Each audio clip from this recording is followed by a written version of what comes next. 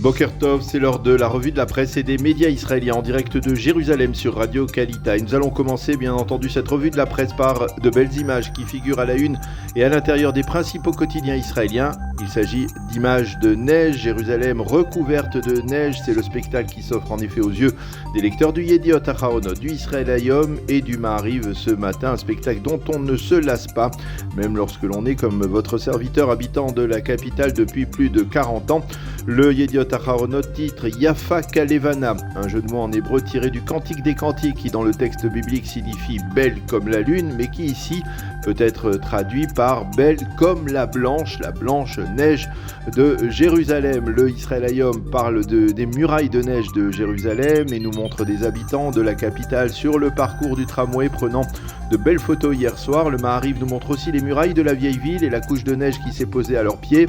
Le site Ynet nous offre un album de photos de neige sur la capitale, du Gan Saker à la vieille ville en passant par la Knesset, un album que l'on peut retrouver également sur une double page du Yediot Aharonot. Les sites d'information soulignent que l'autoroute numéro 1 qui relie Jérusalem à Tel Aviv a été fermée de temps à autre durant la nuit en fonction des chutes de neige. Il n'y aura pas d'école ce matin pour les écoliers et lycéens dans la capitale.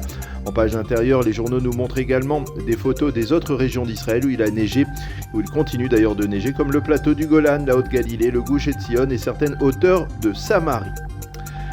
Les quotidiens se font également l'écho d'une vive polémique sanitaire en Israël autour du retour des enfants à l'école. Les journaux expliquent qu'hier, après plusieurs heures de délibération, le Premier ministre Naftali Bennett et le ministre de la Santé Nitzan Horowitz ont tranché. Ils ont confirmé l'entrée en vigueur à partir d'aujourd'hui des nouvelles directives pour les écoliers et lycéens israéliens.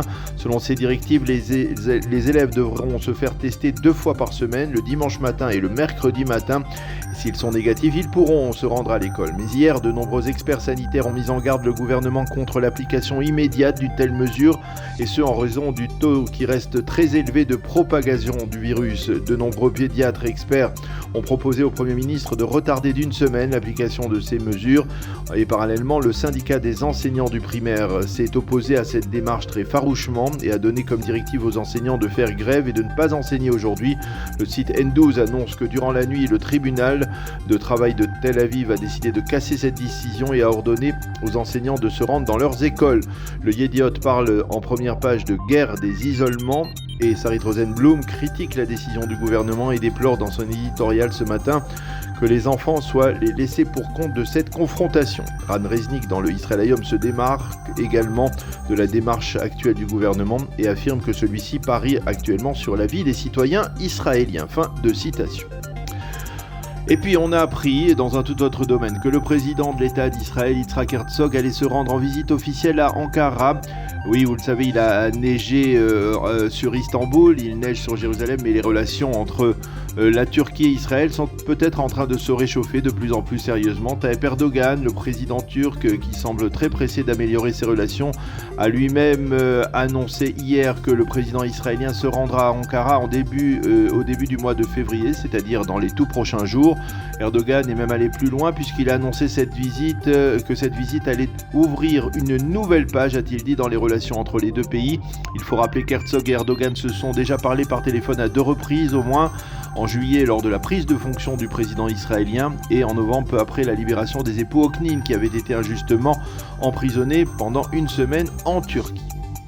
Et puis les quotidiens israéliens mentionnent un triste anniversaire, les 25 ans de la collision entre 2 hélicoptères de transport de troupes. Il s'agit du plus tragique accident de l'histoire de Tsahal. Il y a 25 ans, 2 hélicoptères qui transportaient des troupes d'Israël vers le Liban se sont percutés en vol en pleine nuit. 73 officiers et soldats de Tsahal avaient été tués. Cela s'est passé au-dessus du kibbutz Dafna dans la Haute-Galilée. Au cours de la cérémonie qui s'est tenue hier dans ce kibbutz, le chef d'état-major de Tsahal, le général Aviv Kochavi, a rappelé que 4 officiers étaient morts en janvier dans 2 accidents, 2 dans le crash d'un hélicoptère également en mer Méditerranée, 2 dans une tragique bévue, on s'en souvient, dans la vallée du Jourdain. Nous allons clore cette revue de la presse par un autre titre important, un titre de souvenir et de mémoire à l'occasion de la journée internationale de la Shoah. Cette journée mentionnée en évidence dans les journaux israéliens et dans les médias. Le Israël Hayom consacre la moitié de sa une à ceux qu'il appelle les héros des cendres. Il s'agit de juifs rescapés qui ont survécu à l'horreur de camp et qui ensuite ont fait leur aliyah et se sont intégrés en Israël, comme Avraham Karmi, 93 ans, de Mikvé Israël, qui nous montre en une du quotidien gratuit ses habits de déportés. En pages 2 et 3, le Israël Hayom nous présente également des couples de rescapés comme Aaron Hortsky, 92 ans, et Emma, 85 ans, qui ont survécu et ont ensuite été ballottés avant d'arriver en Israël. Le Yediot Aharonot évoque cette journée internationale d'un entrefilé en première page, un entrefilé qui nous apprend que 25% des survivants de la Shoah, encore en vie en Israël, vivent en deçà du seuil de pauvreté. En page intérieure, Itamara Eichner, l'envoyé spécial du Yediot à Kiev, où il suit d'ailleurs les développements de la crise avec la Russie, consacre ce matin un reportage à la Shoah par balle, sur laquelle le père Patrick Desbois, enquête depuis plusieurs années.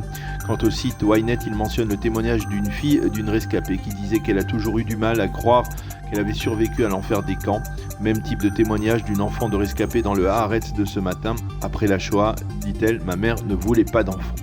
Et puisque nous citons le Haaretz, sachez que le quotidien de la gauche israélienne publie un éditorial de Gideon Levy qui se demande d'où vient l'obsession de vouloir recenser le nombre de juifs à travers le monde.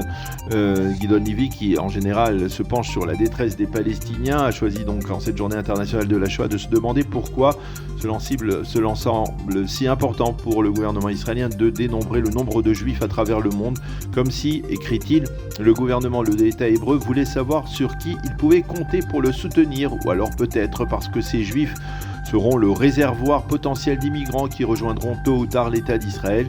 Maintenant, précise encore Gideon Levy, dans l'ère du temps, il ne reste plus qu'à déterminer qui est juif, qui est demi-juif ou quart de juif. C'est ce matin donc dans le Haaretz, et c'est la fin de cette revue de la presse et des médias israéliens de ce matin.